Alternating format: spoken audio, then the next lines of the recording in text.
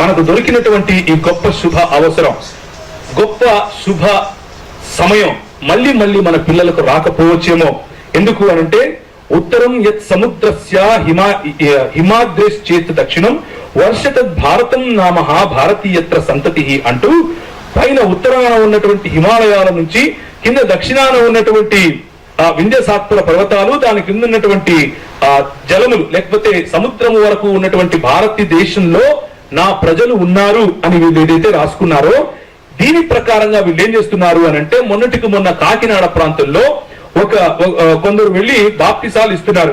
ఏమని, ఈ మా వాళ్ళు రక్షింపబడ్డారు వీళ్ళు కాబట్టి వీళ్ళని గోదావరిలో ముంచి వీళ్ళకు బాప్తిసం ఇద్దామని ఇస్తూ ఉంటే వందల మంది వచ్చి ఆపారు. ఎందుకు అని ఆపారంటే గంగే చ యమునే చైవ గోదావరి సరస్వతి నర్మదే సింధు కావేరీ జలే స్మిత్ సన్నిధిం కురు అని వాళ్ళకొక మంత్రం ఉందంట. దాని కారణంగా గోదావరి మొత్తం హిందువులదే, గోదావరిలో క్రైస్తవులు ముంచడానికి వీల్లేదు అంటున్నారు. అర్థమైందా మీకు నేను చెప్పేది? మీ ఇంటికి ఇల్లు అని పేరు రాశారనుకోండి, ఇల్లు అన్న పదం హిందువులది, ఈ ఇల్లు మీరు కాదు బయటికి పోండి అంటారు. అర్థమైందా ఎందుకు మీకు హిస్టరీ చెప్పాల్సి వస్తుందో? మనం ఇలా కళ్ళు మూసుకుంటే ఇంకొక 5 సంవత్సరాలు అలా కళ్ళు మూసుకుంటే ఈ దేశంలో క్రైస్తవులు ఉండేవారంట అని ఇలాంటి న్యూస్ పేపర్లలోనే వస్తుంది. ఆ న్యూస్ పేపర్లు కనిపెట్టింది మనం మళ్ళా. అర్థమవుతుందా? That is the problem my brothers. అందుకు మనం తెలుసుకోవాలి. అందుకు గీతలో ఉన్న సారాంశం కావాలి, అందుకు స్మృతుల్లో ఉన్న సారాంశం కావాలి, అందుకు రామాయణ మహాభారతాల్లో ఉన్న సారాంశం కావాలి. అవి తెలుసుకుని మనం పరలోకం పోవాలని కాదు, అవి తెలుసుకుని వాళ్ళ భావజాలం ఏంటో అర్థం చేసుకోవాలి. వాళ్ళ భావజాలం. మొన్నటికి మొన్న గోదావరి మాదంటున్నారు. ఆ గోదావరి ఒక ఆయన మన దేశ కవి అంటాడు. ఏమంటాడు అని అంటే, గాంధీ పుట్టిన దేశమా ఇది, నెహ్రూ కోరిన సంఘమా ఇది అంటూ సామ్యవాదం రామరాజ్యం ఉండే కాలమా ఇది అంటే ఒక పాట పాడతాడు. మీకు గుర్తు, చిన్నప్పుడు రేడియోలో వచ్చేది పాట. ఎవరికైనా వచ్చింటే పాడండి పర్లేదు. రామరాజ్యం సామ్యవాదం ఒక పక్క ఉండడానికి అసలు వీలలేదు. రామరాజ్యంలో శంభూకుడి మధురం ఉంటుంది, రామరాజ్యంలో సీతా అగ్ని ప్రవేశం ఉంటుంది, రామరాజ్యంలో తన కొడుకులతోనే నాయన కొట్లాడతాడు. సామ్యవాదంలో ఇవన్నీ ఎక్కడి నుంచి వస్తాయి? సామ్యవాదం బైబిల్ నుంచి వస్తుంది. మనందరం సమానం అని చెప్పే ఆలోచన బైబిల్ నుంచి వచ్చింది. అదే ఉదయం నుంచి చూసుకొచ్చాం. అందుకు మీకు గీతా ఉపదేశం చేశాం. అందుకనే గీతలో ఉన్నటువంటి యథా యథా హి ధర్మస్య అన్న విషయాలు చెప్పాం. అలాగే అదే పాటలో ఇంత గొప్ప నదులు, గోదావరి మరియు కృష్ణాజల నదులు, ఇంత గొప్ప పుష్కలంగా ఉన్న నదులు ఉప్పు సముద్రం పాలవుతుంటే మనం చూస్తూ ఉన్నాం అని ఆ రచయిత బాధపడతాడు.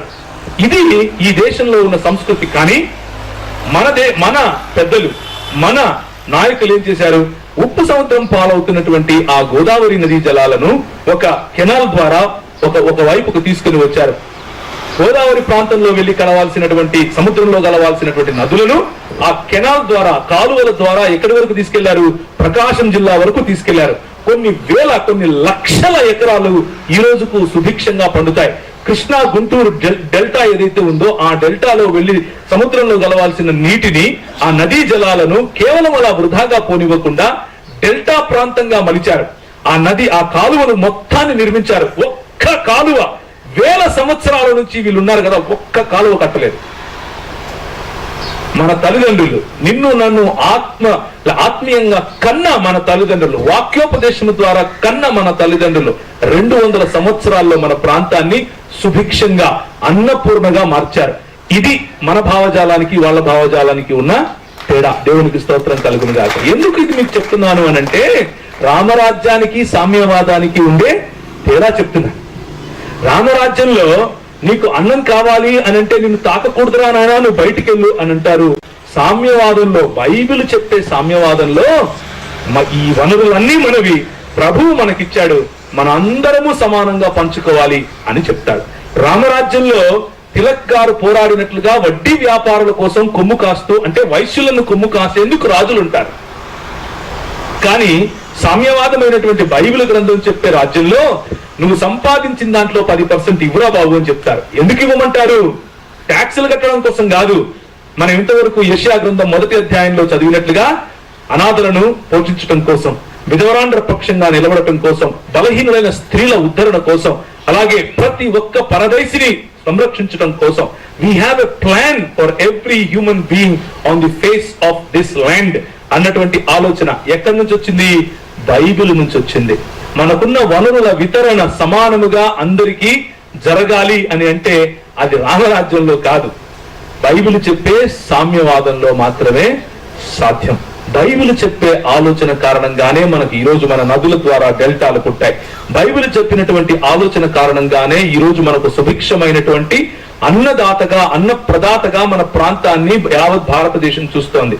లేకపోతే బొచ్చ పట్టుకుని అడుక్కునే వాళ్ళం ఒకనొక సమయంలో. మీకు తెలుసో తెలియదో, ఎక్కువ సమయం కూడా కాదు, జస్ట్ క్లౌదర గారు నెల్లూరు ప్రాంతంలో చేసినటువంటి పరిచర్య గురించి గూగుల్ చేసి చూడండి చాలు, మీకు తెలుస్తుంది. ఎక్కువగా కాదు, క్లౌదర గారు ఆయన సర్ ఆర్థర్ కాటన్ గారు కలిసి చేసినటువంటి ఉద్యమాన్ని ఒక్కసారి చదివి చూడండి, మీకే అర్థం అవుతుంది.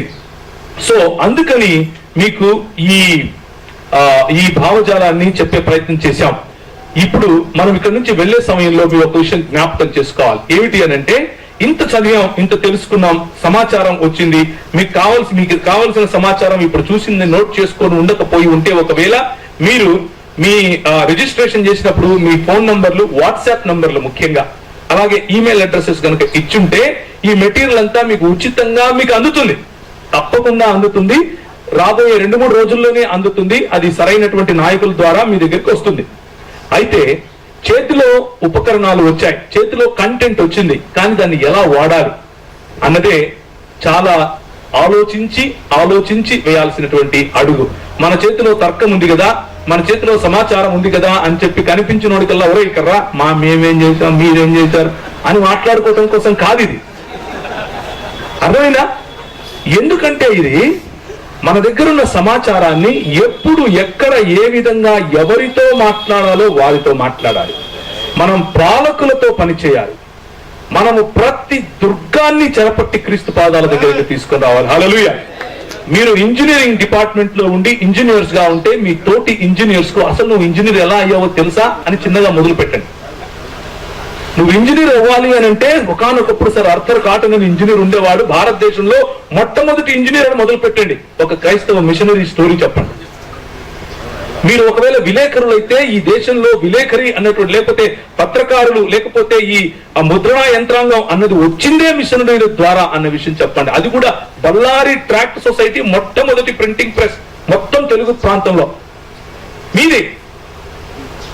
మీరు తీసుకొచ్చింది, మీ ప్రాంతంలోకి మన మిషనరీలు తీసుకొచ్చింది. మొట్టమొదటి న్యూస్ పేపర్ తెలుగులో ముద్రించబడింది అంటే అది మెడ్రాస్ లో కూడా కాదు, బళ్ళారిలోనే. That is the greatness of you. మీది, మీ సొంతం, మీరు గర్వంగా మాట్లాడండి. మనము మాట్లాడకపోవడం కారణంగా, మనం నోరు తెరవకపోవడం కారణంగా సత్యం బయటికి వెళ్ళదు. సత్యం బయటకు వెళ్ళదు కాబట్టి అబద్ధం నిజమవుతుంది. అబద్ధం ఎక్కువ కాలం బిగ్గరగా ఎవరైతే చెబుతారో ఆ అబద్ధమే సత్యంగా ప్రజలు పరిగణిస్తారు. కానీ సత్యం తెలిసిన నీవు సత్యాన్ని దాచిపెట్టుకోకుండా ధైర్యంగా ఎప్పుడైతే మాట్లాడతావో ప్రజలు దాన్ని సత్యంగా గుర్తిస్తారు. దేవునికి స్తోత్రం కలుగును గాక. అలాగే మనకంటూ మన పిల్లలను ఒక ఇంతవరకు జార్జ్ గారు చెప్పినట్లుగా మన పిల్లలను మంచి లాయర్స్ గా తయారు చేయాలి. అక్కడ పరిచర్య చేసే గుణం వాళ్ళకి ఉండాలి. పాలకుల ఎదుట నిలబడి మాట్లాడగలగాలి. సామెతల గ్రంథం చెప్తుంది, తన చేతి పని యందు నిపుణత గల వాడిని చూచితివా, వాడు అల్పుల ఎదుట కాదు కానీ రాజుల ఎదుట నిలబడను. ఆ పరిచర్యలోనికి మనం వెళ్ళాలి. మన పిల్లలు ఎంతసేపు గిటార్ కొట్టేసి, లేకపోతే కీబోర్డ్లు వేసేసి, సంకలో బైబిల్ పట్టుకుని అట్లా వెళ్ళిపోయి అబ్బా నేను పరిచర్య చేసేసాను అని సంతోషపడిపోతున్నారు అని అంటే, మనం చెప్పే ఉదాహరణలు అక్కడి వరకే సంకుచితంగా ఉన్నాయేమో అని ఆలోచించాలి. మన సంకుచిత ఆలోచనను పక్కన పెట్టి యావత్ దేవుని రాజ్య విస్తరణ అన్నటువంటి ఆలోచన వైపుకు వస్తే, మన సంఘాల్లో నుంచి ఒక పండిత రమాబాయి రావాలి, మన సంఘాల్లో నుంచి ఒక విలియం కేరీ రావాలి, మన సంఘాల్లో నుంచి ఒక ఐడా స్కడర్ రావాలి, మన సంఘాల్లో నుంచి ఒక ఆర్థర్ కాటన్ గారు రావాలి, మన సంఘాల్లో నుంచి ఒక క్లౌదర్ గారు రావాలి. ఇలాంటి వారు 100ల సంఖ్యలో రావాలి. అప్పుడు మన దేశం ఇలాంటి చెత్త నాయకులను, వాళ్ళకు రైల్వే స్టేషన్లకు వాళ్ళ పేర్లు పెట్టుకుని వాళ్ళు చేసిన చరిత్రను కప్పిపుచ్చి వాళ్ళు చేసినటువంటి భయంకరమైనటువంటి పనులను తుంగలో తొక్కి మనకు ఈ చరిత్రను వక్రీకరించి మాట్లాడించి నేర్పిస్తున్నారు కదా.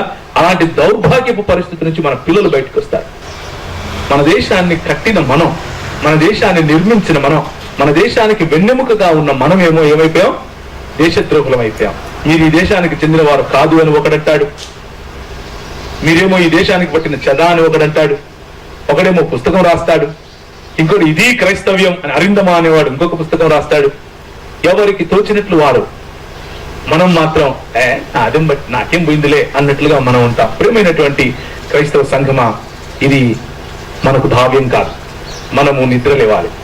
మనము తేజస్సును కలిగిన వారమై యేసు క్రీస్తు యొక్క వాక్యపు వెలుగులో సత్యాన్ని ధైర్యంగా స్టెఫెను మాట్లాడినట్లు మాట్లాడగలగాలి.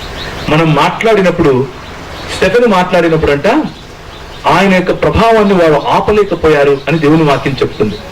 ఆయనను వారు నిలువరించలేకపోయారు అని దేవుని వాక్యం చెబుతుంది. మనలో స్టెఫెనులు లేవాలి, మనలో పౌలులు లేవాలి.